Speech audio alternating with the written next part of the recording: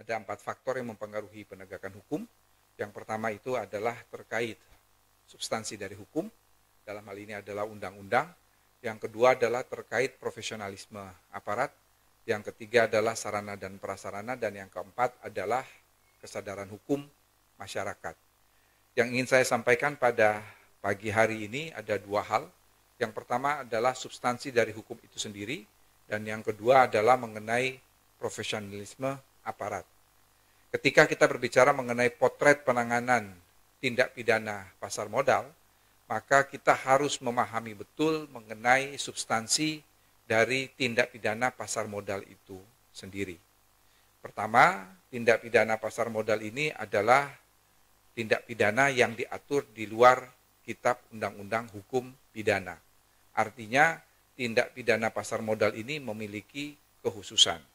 Kekhususan tersebut baik dari sisi material dalam pengertian hukum substansinya maupun dari sisi formil atau dalam pengertian hukum acaranya. Ketika kita berbicara mengenai hukum pidana khusus, maka kita harus tahu persis di mana letak tindak pidana pasar modal. Sebab letak tindak pidana pasar modal ini pasti akan mempengaruhi penegakan hukum. Secara garis besar, hukum pidana khusus itu dibagi menjadi 2, yaitu hukum pidana khusus internal, yang kita sebut dengan hukum pidana khusus yang merupakan undang-undang pidana, dan yang kedua adalah hukum pidana khusus eksternal, atau hukum pidana khusus yang bukan undang-undang pidana. Hukum pidana khusus internal atau hukum pidana khusus yang merupakan undang-undang pidana, itu hanya sedikit. Kita bisa hitung dengan jari. Hukum pidana khusus internal atau hukum pidana khusus yang merupakan undang-undang pidana, 1 adalah Undang-Undang Pemberantasan Tindak Pidana Korupsi. 2, Undang-Undang Pemberantasan Tindak Pidana Pencucian Uang. 3, Undang-Undang Pemberantasan Tindak Pidana Terorisme. 4, Undang-Undang tentang Pengadilan Hak Asasi Manusia. 5, Undang-Undang tentang Pemberantasan Tindak Pidana Perdagangan Orang. 6, Undang-Undang Pemberantasan Tindak Pidana Pembalakan Liar. Dan yang ketujuh adalah undang-undang mengenai pendanaan terorisme. Jadi hanya ada 7 undang-undang yang dikualifikasikan sebagai hukum pidana khusus internal atau hukum pidana khusus yang bukan yang merupakan undang-undang pidana. Nah, sebaliknya, hukum pidana khusus eksternal ini adalah hukum pidana khusus yang bukan undang-undang pidana. Itu banyak sekali. Ada kurang lebih 200 undang-undang sektoral. Jadi undang-undang sektoral yang memuat sanksi pidana di dalam undang-undang tersebut pada hakikatnya adalah hukum pidana khusus eksternal. Kecuali yang 7 yang saya sebutkan tadi itu merupakan hukum pidana khusus internal. Nah, mengapa kita perlu membagi hukum pidana khusus internal dan hukum pidana khusus eksternal?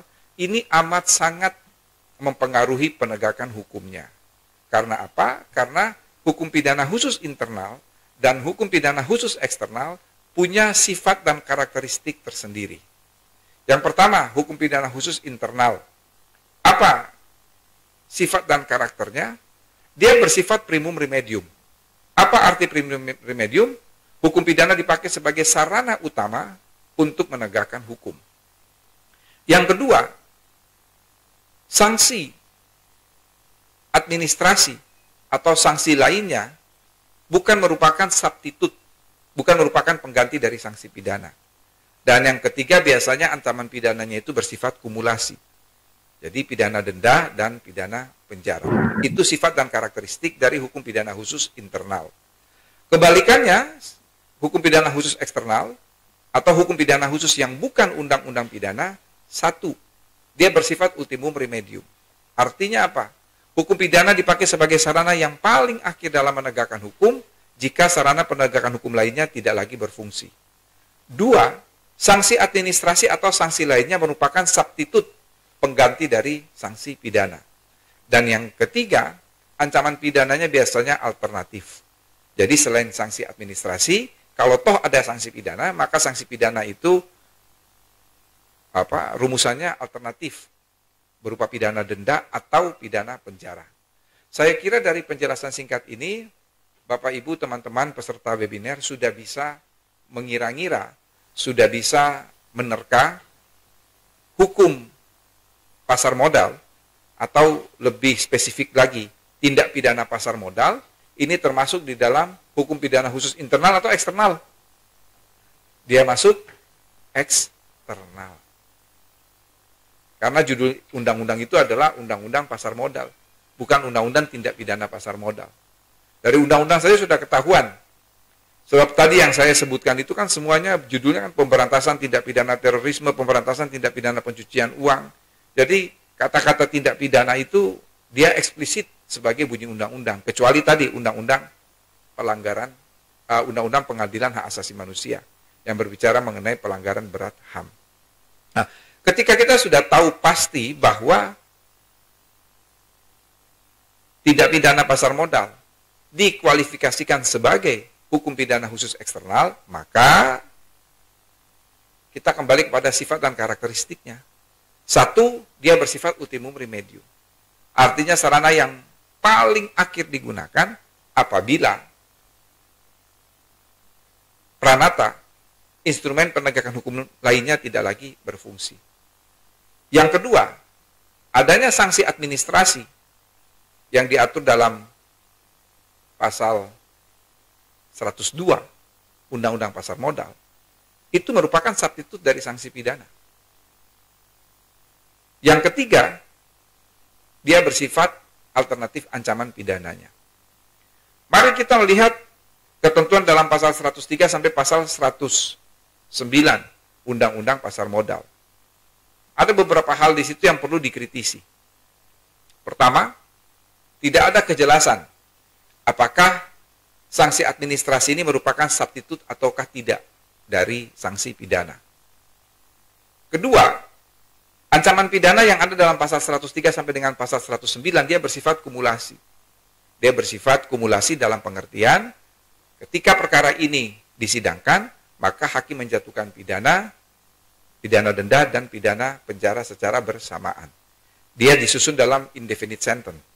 Indefinite sentence itu apa? Pembentuk undang-undang mencantumkan pidana maksimum yang bisa dijatuhkan.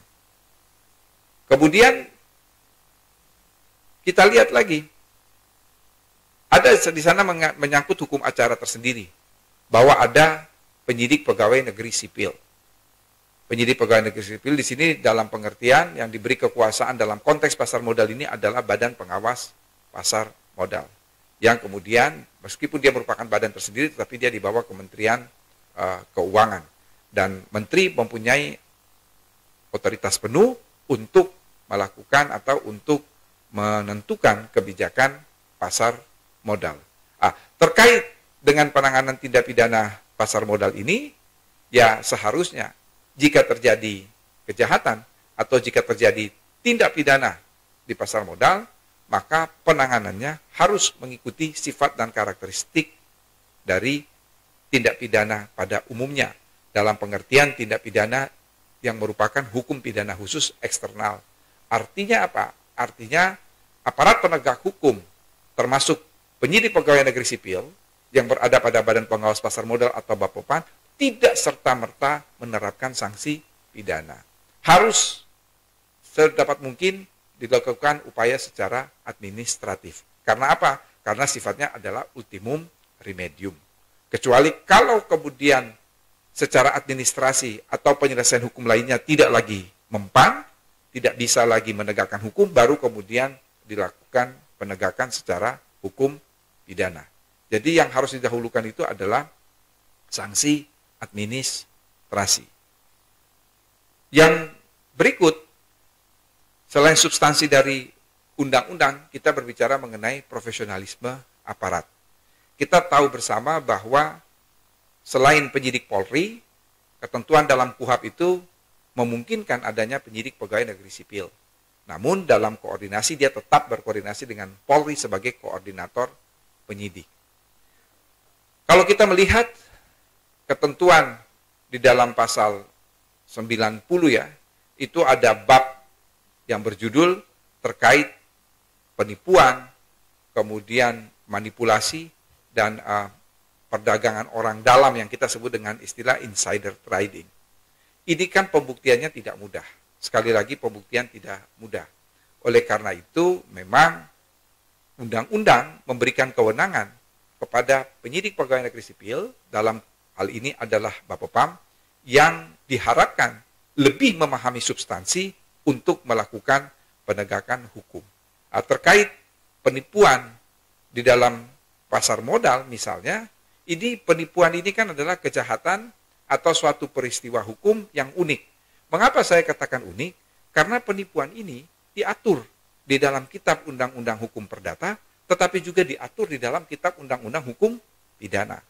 Di dalam Kitab Undang-Undang Hukum Perdata itu diatur dalam pasal 1328. Sementara kalau di dalam Kitab Undang-Undang Hukum Pidana diatur dalam pasal 378. Maka pertanyaan mendasarnya, apa sebetulnya perbedaan penipuan di dalam konteks hukum perdata dan perbedaan penipuan di dalam konteks hukum pidana?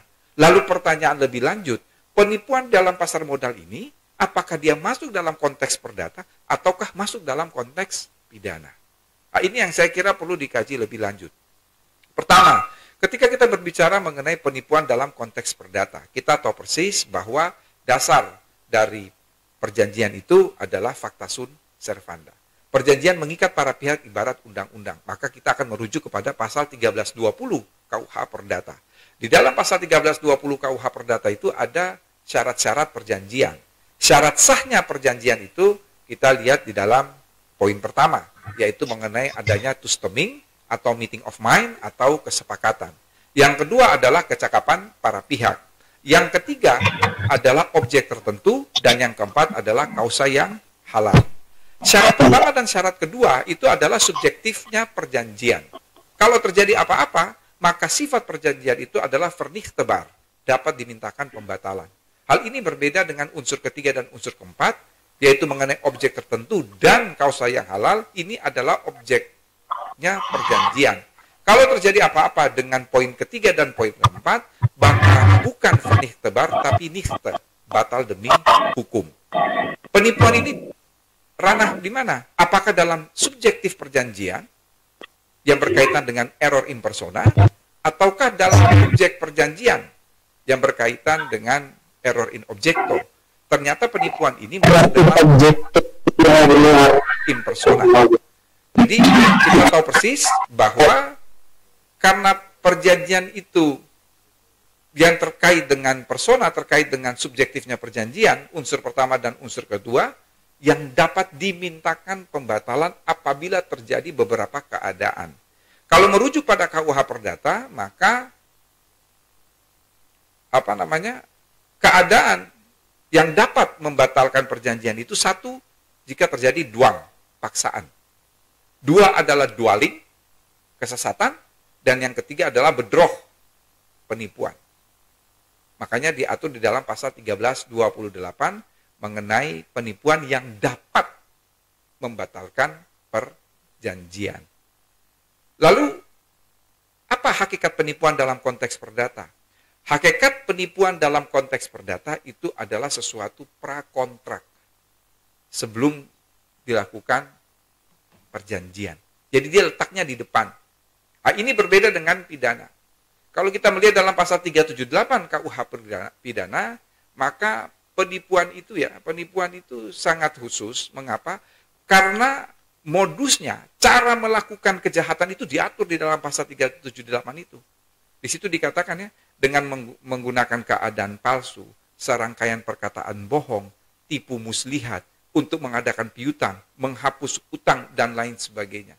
Jadi, kalau kita lihat dalam konstruksi pasal 378, itu dia masuk dalam kesengajaan level 1. Kesengajaan level 1 itu adalah kesengajaan sebagai maksud. Dikatakan sebagai dolus directus. Hakikat dari dolus directus itu antara motivasi, perbuatan, dan akibat sungguh-sungguh harus terjadi. Jadi semuanya lengkap harus terjadi, barulah dikatakan penipuan dalam konteks pasal 378. Yang jelas, baik penipuan dalam konteks perdata maupun penipuan dalam konteks pidana, kedua-duanya memiliki hubungan hukum. Lalu kita lihat bagaimana konteks penipuan di pasar modal, kalau kita melihat ya, serangkaian di situ, ya kalau itu terjadi prakontrak, maka sesungguhnya dia masuk dalam konteks perdata. Tetapi ketika kemudian itu berjalan ada suatu rangkaian perkataan bohong atau tipu muslihat di dalamnya, maka dia bisa masuk dalam konteks pidana. Artinya dengan tegas saya ingin mengatakan bahwa penipuan yang ada dalam judul bab 11 itu pada hakikatnya adalah baik dalam konteks perdata maupun konteks pidana. Jadi memang tidak mudah, saya mau mengatakan melakukan penegakan hukum di dalam konteks tindak pidana pasar modal. Pertama adalah modus operandi, apalagi kalau kita berbicara mengenai insider trading atau perdagangan orang dalam. Karena apa? Karena ini kembali lagi kepada persoalan pembuktian. Tidak mudah. Tetapi sebenarnya meskipun ini tidak mudah, tetapi kita kembali kepada sifat dan karakteristik hukum pidana tadi bersifat ultimum remedium. Artinya hukum pidana dipakai sebagai sarana yang paling akhir menegakkan hukum jika peranata penegakan hukum lainnya tidak lagi berfungsi. Bapak, Ibu, dan para peserta webinar yang berbahagia, terakhir saya ingin menyampaikan suatu disertasi yang ditulis oleh Lodewijk Jacob Jan Reucher dari Utrecht University. Judul pidato itu adalah strafrecht sanksi, administrasi sanksi, en het unavia beginsel.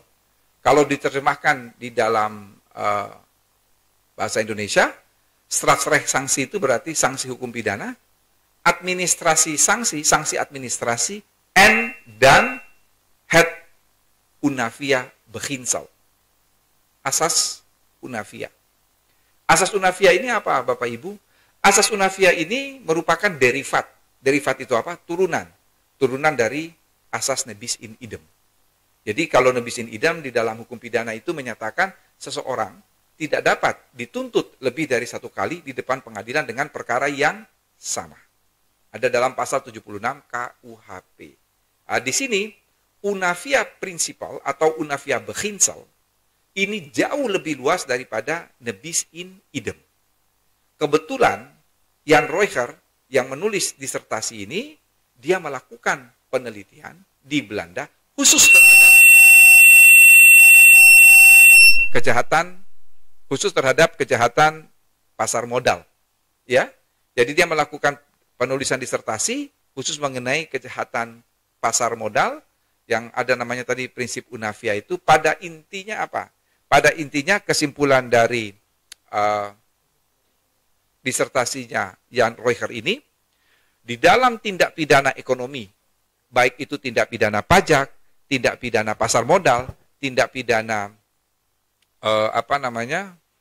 perbankan, kalau sudah dilakukan penyelesaian secara administrasi maupun penyelesaian secara keperdataan, maka di situ menutup keran, menutup peluang untuk penyelesaian secara pidana. Artinya disertasi ini mengukuhkan sifat dan karakteristik hukum pidana khusus eksternal bahwa sanksi administrasi ataupun sanksi pidana merupakan substitut atau pengganti, sanksi administrasi maupun sanksi perdata merupakan substitut atau pengganti dari sanksi pidana. Ini disertasinya belum lama ya, baru tahun 1992, jadi baru berapa tuh, sekitar 30 tahun yang lalu. Tapi mengulas panjang lebar mengenai unavia beginsel. Jadi ketika kita berbicara mengenai bagaimana potret penanganan tindak pidana pasar modal, kita kembali ke dalam dua hal itu tadi. Yang pertama adalah substansi dari hukum itu sendiri, artinya harus ada koreksi terhadap Undang-Undang Nomor 8 Tahun 1995 terkait pasar modal, artinya menyangkut pencantuman ancaman dan ada ketegasan bahwa sanksi administrasi itu merupakan substitut dari sanksi pidana selain dia bersifat ultimum remedium. Dan yang kedua, kita berbicara mengenai profesionalisme aparat penegak hukum, terutama bagi penyidik pegawai negeri sipil dalam hal ini yang berada di Badan Pengawas Pasar Modal. Saya kira itu saja yang ingin saya sampaikan sebagai pembicara kunci pada pagi hari ini. Kurang dan lebihnya saya mohon maaf. Billahi taufiq wal hidayah. Wassalamualaikum warahmatullahi wabarakatuh. Om Santi Santi Santi Om. Moderator izin bertanya buat Prof. Oke, dipersilakan. Ya, nama saya Henry Simon dari Universitas Seputar Tular Jakarta. Saya mau bertanya, ketika kita berbicara pasar modal, di situ juga ada investor. Lalu bagaimana bila dihubungkan dengan Undang-Undang Cipta Kerja yang notabene-nya telah inkonstitusional dengan secara bersyarat. Ketika para investor dari luar telah melakukan investasinya, lalu ketika menjalankan usahanya itu telah ketika masa berlakunya syarat yang telah ditentukan oleh MK selama 2 tahun, ternyata pemerintah tidak bisa melaksanakan putusan dari MK tersebut. Apakah itu termasuk tindakan pidana dari pemerintah? Terima kasih, Prof. Makasih pertanyaannya. Jadi kalau toh pemerintah melakukan tindak pidana, pemerintah tidak bisa dituntut karena jaksa itu kan on behalf state. Jaksa itu menuntut atas nama negara. Jadi kalau negara melakukan tindak pidana, ya tidak mungkin negara menuntut negara ya. Tapi saya mau menjawab secara optimis. Saya yakin paling lambat dalam jangka waktu 18 bulan Undang-Undang Cipta Kerja itu akan diperbaiki. Jadi saya kira investor tidak perlu bingung karena pertama harus dipahami bahwa sifat putusan dari Mahkamah Konstitusi itu adalah ex nunc. Ex nunc itu maksudnya apa? Dia berlaku ke depan. Artinya apa yang sudah diputus berdasarkan Undang-Undang Cipta Kerja termasuk sejumlah peraturan pelaksana baik dalam bentuk Perpres maupun dalam peraturan pemerintah itu tetap digunakan, ya, tetap berlaku. Bahwa memang ada syarat tangguh bahwa dalam 2 tahun itu pemerintah harus memperbaiki. Tetapi saya ingin mengatakan begini, apapun putusan Mahkamah Konstitusi dan apapun peraturan yang telah dikeluarkan sebagai turunan dari Undang-Undang Cipta Kerja, di situ kita harus melihat pada suatu asas yang dikenal dengan istilah lex favoreo, bahwa dalam pengertian ada perubahan peraturan perundang-undangan maka tidak boleh merugikan pihak yang terdampak. Jadi sebetulnya para investor tidak perlu khawatir dengan putusan Mahkamah Konstitusi tersebut. Demikian, makasih. Oke, ada pertanyaan nih Prof, atas nama Rintan. Prof, boleh nggak sih kasus pasar modal langsung ditarik ke Pitsus? Ya, saya kira pertanyaan itu jelas ya. Apakah bisa ditarik ke pidana khusus ataukah tidak? Jadi Mabes Polri itu ada pembagian beberapa jenis tindak pidana ya. Jadi tidak lagi dibagi antara pidana umum dan pidana khusus. Jadi ada pidana umum, ada pidana khusus, dan ada istilahnya tuh tipiter. Tindak pidana tertentu. Pasar modal ini termasuk dalam tipiter, tindak pidana tertentu. Jadi dia tidak masuk umum tapi juga tidak masuk khusus. Karena apa? Karena yang dimasukkan dengan tindak pidana khusus itu adalah hanya hukum pidana khusus yang internal. Jadi pencucian uang, tadi yang saya katakan, pembalakan liar, perdagangan orang, kemudian korupsi, termasuk dalamnya adalah terorisme. Jadi tidak bisa ditarik ke dalam tindak pidana khusus, tetapi ada namanya tipiter, tindak pidana tertentu. Terima kasih. Oke, dilanjutkan kepada pertanyaan saudara Rangga Adek Kresna. Izin bertanya Prof, apakah dengan demikian perkara pasar modal seharusnya tidak bisa ditarik ke perkara korupsi? Ya, itu jawabannya iya, pastilah. Unsur pasalnya kan berbeda. Selanjutnya dari saudara Gilang Kriska. Izin bertanya Prof, hukum pasar modal dalam praktik sangat berkerisan dengan hukum perdata dan juga hukum pidana umum maupun khusus. Perbuatan melawan hukum dalam ranah pidana dan perbuatan melawan hukum perdata, apa perbedaan karakteristiknya? Saya kira tidak ada perbedaan melawan hukum di dalam hukum pidana dan hukum perdata ya. Cuma kalau dalam hukum pidana itu dia menggunakan istilah onreh mati kedat dalam pasal 1365, sementara di dalam hukum pidana itu dia menggunakan istilah wederrechtelijk yang artinya sama adalah melawan hukum. Hanya saja memang ada batasan bahwa melawan hukum itu bisa berarti dia melanggar undang-undang, bisa berarti bertentangan dengan ketertiban umum, bisa juga berarti tanpa kewenangan. Jadi itu ada batasan-batasan mengenai pengertian hukum dalam frase melawan hukum. Tetapi baik dalam konteks pidana maupun konteks perdata tidak ada perbedaan prinsip dalam terminologi melawan hukum itu. Terima kasih. Selanjutnya Prof, ada pertanyaan dari Saudara Agam Anatasa dari Mankes dan Partner. Izin bertanya, orang yang ingin melakukan kesalahan dalam melakukan dua delete, bisakah dia dituntut pidana maupun perdata? Mankes dan Partners ingin bertanya, orang yang melakukan kesalahan dalam melakukan dua delete, bisakah dia dituntut pidana atau perdata? Ya, kalau kita berbicara mengenai due diligence, due diligence itu sebetulnya boleh dikatakan semacam suatu legal audit ya terhadap suatu peristiwa. Tentunya yang di due diligence itu adalah peristiwa hukum yang kemudian diaudit untuk menentukan apakah ada suatu kesalahan ataukah patut kesalahan itu dilimpahkan kepada perusahaan atau kepada seseorang tersebut. Ketika kita sepanjang itu telah dilakukan sesuai dengan proses dan lain sebagainya, kalau ada kekeliruan di dalamnya maka sesungguhnya tidak dapat dimintakan pertanggungjawaban. Karena apa? Karena sekali lagi due diligence itu pasti dilakukan terkait dengan parameter atau standar, kecuali kalau memang itu dilakukan secara sengaja, maka itu beda perkara ya.